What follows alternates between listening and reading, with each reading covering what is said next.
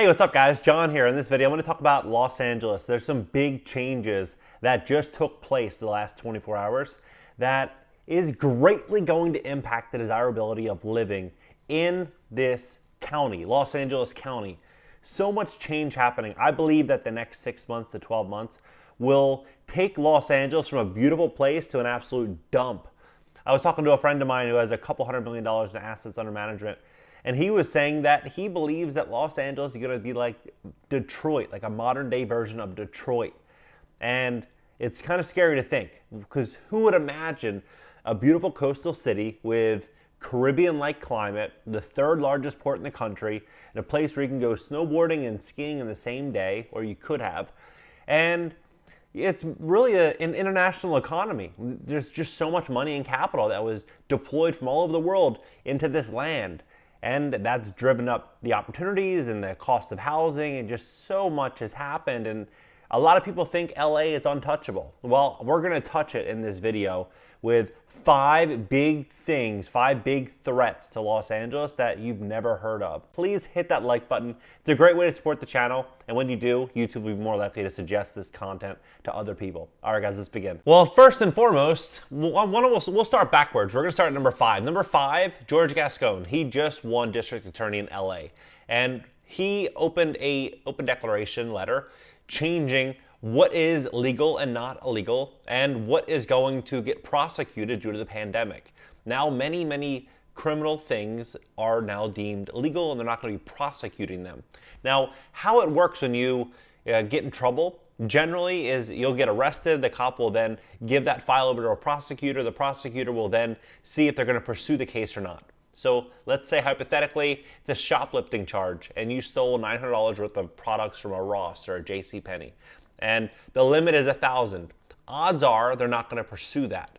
And that is how they manage time. Well, now, since the courts are really closed and backed up, they've really changed their guidelines, and some of these new changes are concerning. Crime is about to skyrocket. So let's say that you're a really ambitious person and you end up buying a multi-million-dollar house in LA, which is almost like a median price point in West LA. So trespassing before, they would prosecute it. They'd come arrest the person and they'd go before a judge. Not anymore. I'm going to read this verbatim. Trespass. LA streets in all but its wealthiest neighborhoods are already overrun by squalid encampments. Business owners who have managed so far to survive lockdown regularly have to sweep vagrants off their property in the morning, along with feces and drug paraphernalia. The vagrants won't leave. Don't bother calling the police. Any arrest an officer makes will simply be dismissed. If a homeowner sees a vagrant climbing the fence to his house, he'll have to deal with it himself. So that's a very concerning situation given the financial position most people are in right now due to the stimulus, the economy, the lockdowns, and really everyone's livelihood is in question right now. You're also allowed to drive on a suspended license, or heck, if you don't have a license at all, that's fine. You can continue to drive. It says the risk of being hit and possibly killed by a drunk driver or by someone who just can't operate a car just went up in a SOP to the illegal immigrant lobby. So this is all these changes do is it encourages more people that are in financial hardship from adjacent counties and locations to come to LA County, where the penalties are almost non-existent. And this is going to grow and grow and grow. Also, if you have multiple priors, do not worry. They're not going to discriminate against you for all of your multiple priors, because that would not be right. So if you have, say, 2 or 3 of the same charges, they'll pretend like those other charges do not exist. And as they say, LA's new DA is also eliminating cash bail for most crimes, as I mentioned, and is ending sentence enhancements for repeat offenders and gang members. So good news for them. And if you do something that is not covered here, and you end up going to jail, good news for you, because they're doing away with cash bail. Gascon said his office would ensure a better response to reach out to victims of sexual assault, will stop charging low-level offenses connected to poverty. low-level offenses connected to poverty. Nearly every crime is connected to some form of poverty or mental illness and homelessness. All these things are, these people are in desperate situations. That's why they're committing illegal activities. They're not living high on the hill and going out there just committing random crimes, according to a statement from his transition team. So I guess the last thing that they want to do is put somebody in a position where they do something illegal and go to jail and they're not able to get out for free. So here we are. Number 4 is policy. Did you know there's 9,974 police officers in LA County, and they're considering to fire 10% of them after having just released over 16,000 prisoners in California? And then on top of that, they tell everyone that their job essentially is non-essential. Non-essential. So you have these communities, they say that they really want to help, BLM and these certain neighborhoods. They really want to help them. They really want to help them. But they deem all of their businesses non-essential. And when all their businesses are non-essential, they can't provide for themselves. Then they have more crime in their neighborhood because there's less police out there defending and protecting that neighborhood. So then what happens is their communities become even less desirable than they were before, driving the prices down even lower. And as they get into a financial position that is beyond desperate, they have no option but to sell. And when they're selling and trying to attract buyers in a very desperate market, and everyone else is attempting to do the same thing, supply and demand, prices are going to come way down. So this is a really, really bad move if their intention is actually to help these people in these communities. So that's number 4 is policy. Gavin Newsom and the politicians here,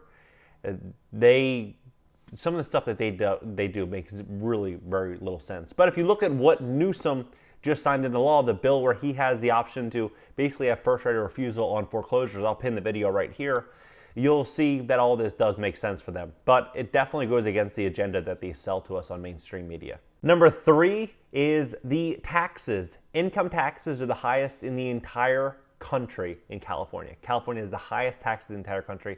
They also just passed a new bill, Proposition 19. I'm going to read it to you. It says 650,000 Californians who, since 2010, have received a tax break allowing them to maintain their relatives' low property tax when they inherit the home now will pay property taxes at their current value. So you have 650,000 homes in California that are now going to get reassessed at today's market value. Don't forget, right now we're at a 30-year low for housing inventory and prices are sky high, supported by very low interest rates. So their tax base is going to skyrocket. And a lot of these people are out of work. And if they inherit a home, maybe their parents or uncle bought it a long time ago and it's affordable. Now it's going to jump from what it was to what it's going to be. A lot of people aren't going to be able to hold on to that property. They're going to have to sell. And it's going to make a lot more inventory available in the state of California. And it's going to take away the desirability because it just, to me, this really demonstrates how unstable California is because they're constantly trying to push one ridiculous policy after the next. And it's really concerning investors. That's why you're seeing a lot of people leave New York. You're seeing them leave California. They're going to places like Vegas, Texas, Florida. They're going places where politicians are open. They're supportive of business. They have favorable taxes. And people with money understand that. And people that can't afford to move are doing it. And this is a really good example. So that's number 3 is taxes. Number 2 is the high cost of living. People come to California, especially LA. They come either to go to school, either UCLA or USC or Pepperdine. And now school's closed. So they have no in-person classes, so they can just take classes online, which then takes away the desirability to be here. But in addition to that, the high-paying jobs are starting to slowly fade. Larry Ellison, the founder of Oracle, has 135,000 employees. He is one of the wealthiest people in the world, and he's moving to Texas, and so is Elon Musk. They both announced the move within a 24-hour period of one another, and Elon Musk is hoping to escape a 13% tax liability, but more importantly, he's likely looking to escape the strict lockdowns that are California and go somewhere that's going to be a little bit more conducive for his business and his success, which is Texas. So they're both going to Texas. Many, many more companies are going to continue leaving California. I believe, in Q1, Q2 of 2021 and beyond. So as these opportunities start to leave, wages are going to continue to get depressed and brought down, and property values and net incomes on properties are going to decrease, and it's going to bankrupt a lot of people. A lot of people aren't going to be able to just drop rents by 50%. A lot of investors buy properties on a 5% return, meaning if you bought the property for $1 million and it's making you $50,000 a year in net profit, it's a 5% return. Well, if you drop rents by 40%, you're in the red. And a lot of people that bought properties the last 10 years, 15 years even, are in the red. So it's going to get really interesting. But this is number 2, which is the high cost of living and job opportunities slowly but surely leaving the state of California. Number 1 reason, it's just a horrible place to have a business. It really is, because the politicians are not your friends. They're constantly making new rules and regulations that you have to abide by. They just increased minimum wage again to now it's $14 per hour starting January. That's already locked in. That's set in stone.